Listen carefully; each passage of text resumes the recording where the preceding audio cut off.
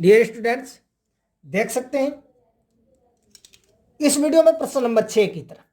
तो क्वेश्चन तो आप अपने स्क्रीन में देख सकते हैं। 10.2 प्रश्नावली आपकी है, कक्षा 10 गणित।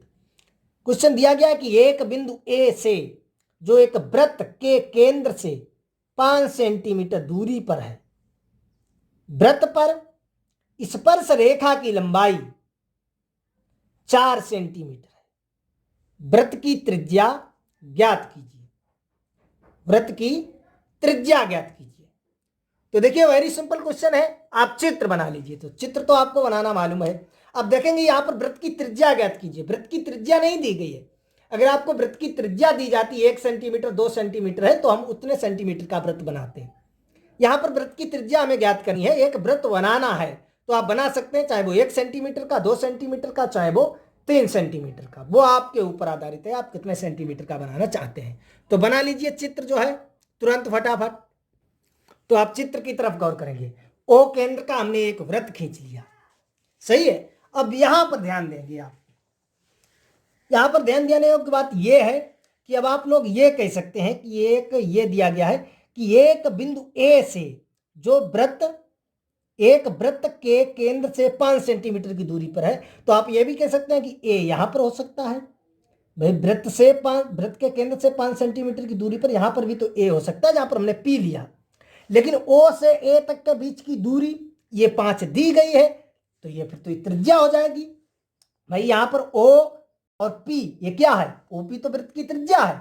और सवाल कह रहा है कि एक बिंदु ए से जो वृत्त के केंद्र से 5 सेंटीमीटर की दूरी पर है, यदि हम पी की जगह ए मानते तो ये ओ से ए तक के बीच की दूरी आपकी 5 सेंटीमीटर हो जाती, जो कि वृत्त की त्रिज्या है। और सवाल आगे वृत्त की त्रिज्या ही पूछ रहा है, तो फिर हमारा सवाल ही गलत हो जाएगा, क्योंकि सवाल हमारा वृत्त की त्रिज्या ही पूछ रहा है कि वृत्त की त्रिज्या ज्ञात कीजिए। यदि हम पी की जगह ए मान लेते तो ओ ए हमारी वृत्त की त्रिज्या हो जाती, जो कि 5 सेंटीमीटर दी होती। तो फिर हम त्रिज्या कैसे ज्ञात करते? वो तो पहले ही ऑलरेडी दी हुई है।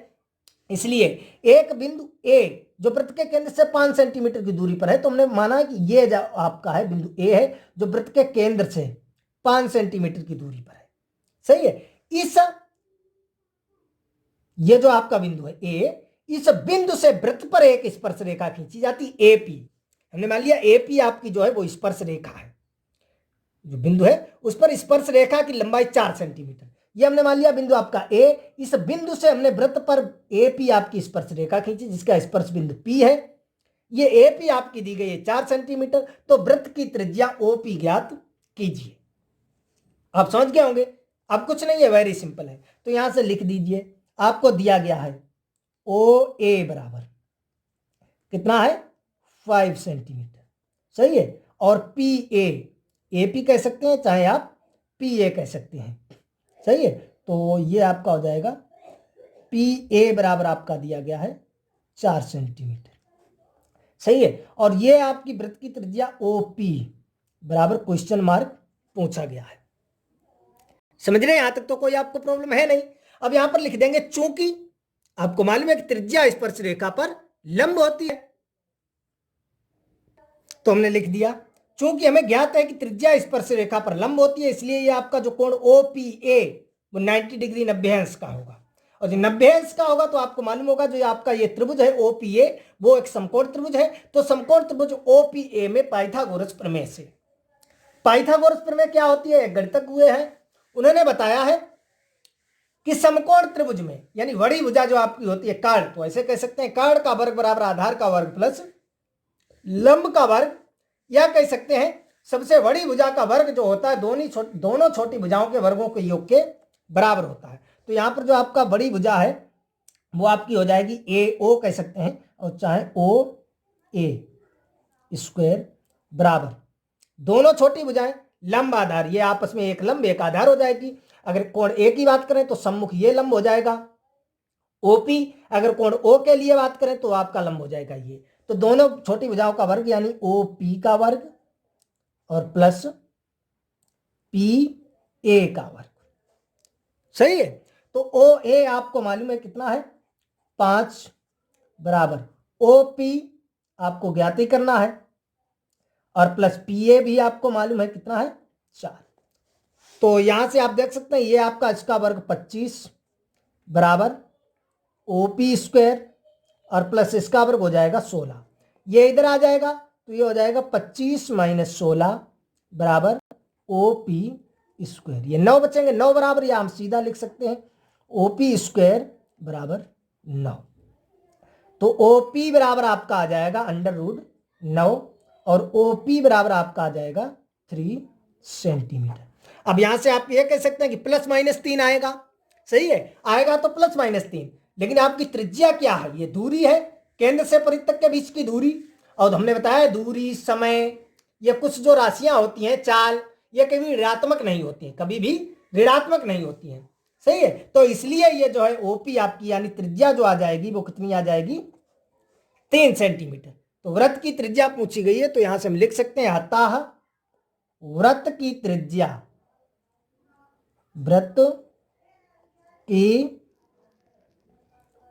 त्रिज्या 3 सेंटीमीटर है।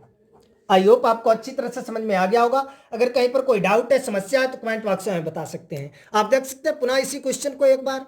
तो क्वेश्चन आप अपने देख सकते हैं गणित में, डायरेक्ट देखेंगे आप हल की तरफ, चित्र की तरफ गौर करेंगे। हमने चित्र बना लिया, वो केंद्र का एक वृत्त जिसका एक जो है बिंदु है ए से वृत्त पर एक स्पर्श रेखा AP खींची जिसका स्पर्श बिंदु P है। O से A तक के बीच की दूरी आपकी 5 सेंटीमीटर दी गई है। P से A तक के बीच की दूरी आपकी 4 सेंटीमीटर दी गई है। O से P तक के बीच की दूरी OP यानी आपकी वृत्त की त्रिज्या पूछी गई है। तो अब यही हमने लिख लिया, OA बराबर 5 सेंटीमीटर, PA बराबर 4 सेंटीमीटर या AP भी कह सकते हैं, और OP क्वेश्चन मार्क, सही है। चूंकि हमें ज्ञात है कि त्रिज्या स्पर्श रेखा पर लंब होती है इसलिए कोण OPA बराबर 90 डिग्री 90 अंश।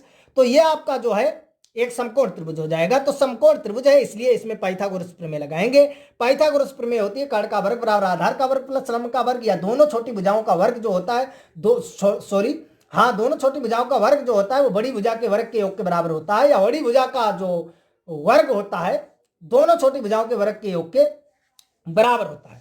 भाई हमने यहां से लगा दिया, लगाने के बाद आप देख सकते हैं हमने सोल्व कर लिया, तो आपकी त्रिज्या जो है वो 3 सेंटीमीटर आ गई है। आई होप आपको अच्छी तरह से समझ में आ गया होगा। अगर कहीं पर कोई डाउट है, समस्या है तो कमेंट बॉक्स में बता सकते हैं, हम आपको पुनः समझाने की कोशिश करेंगे। वैसे मैंने पूरी कोशिश की है। अगर आप हमारे चैनल पर नए जुड़े हैं तो आप जाकर आप चैनल को सब्सक्राइब कर सकते हैं। अगर आपको लगा है कि मैंने कुछ मेहनत की है आपके ऊपर और आपको अच्छी तरह से समझाया और आपको ये क्वेश्चन समझ में आ गया है, तब जाकर चैनल को सब्सक्राइब कर सकते हैं, अन्यथा नहीं।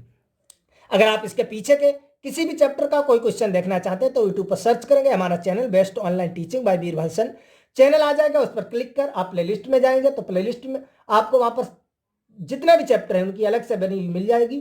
प्रथम सेकंड 1 से लेकर 10 चैप्टर को, किसी भी चैप्टर को आप देखना है उस पर क्लिक कर सारे एक्सरसाइज और सारे क्वेश्चन जो है नंबर वाइज नंबर दिए गए हैं, एक एक क्वेश्चन को आप देख सकते हैं, वाली बात समझ सकते हैं। किसी भी क्वेश्चन में कोई भी डाउट हो, समस्या तो कमेंट बॉक्स में हमें बता सकते हैं, हम आपको पुनः समझाने की कोशिश करेंगे। वैसे मैं पूरी कोशिश करता हूं कि जहां तक है आपको एक ही बार में अच्छी तरह से समझ में आ जाए। तो चलिए मिलेंगे अगले वीडियो में प्रश्न नंबर 7 के साथ।